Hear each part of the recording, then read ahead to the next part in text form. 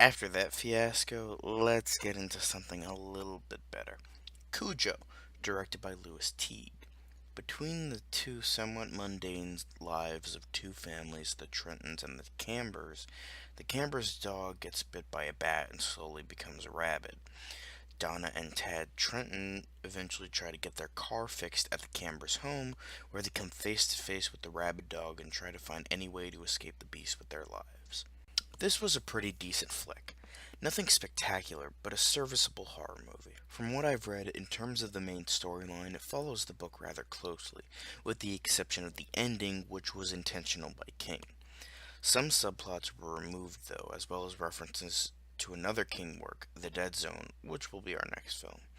Cujo was originally treated as a spiritual successor to that novel, taking place in the same town and having some of the same characters.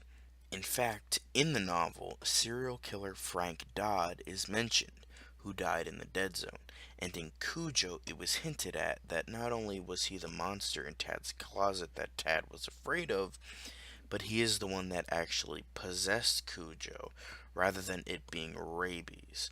However, due to the fact that the Dead Zone at the time was being made by a different studio, all of these references were dropped.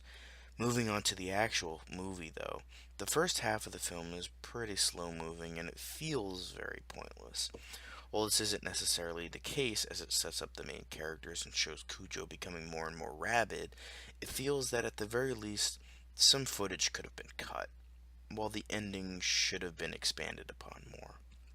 The second half, however, is pretty much where the movie shines.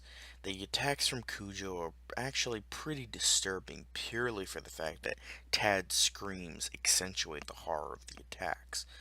I'd also like to praise the smallness of it and how it was a pretty personal story. For some reason, this film is described as Cujo going on a rampage in a small town, which is definitely not the case at all. Hell, even the idea of Cujo going on a rampage through the town is referenced in the Hulu series Castle Rock, even though this doesn't happen in neither the book nor the movie, as I just mentioned. I would just really like how it's a small, personal, family driven film with a mother doing everything she can to protect her young son from a killer dog.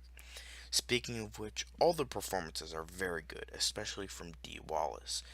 King even stated that out of all the adaptations of all of his works, the person who gave the best performance was Dee Wallace in Cujo. While I can't agree with that, it certainly shows how good she was in the film.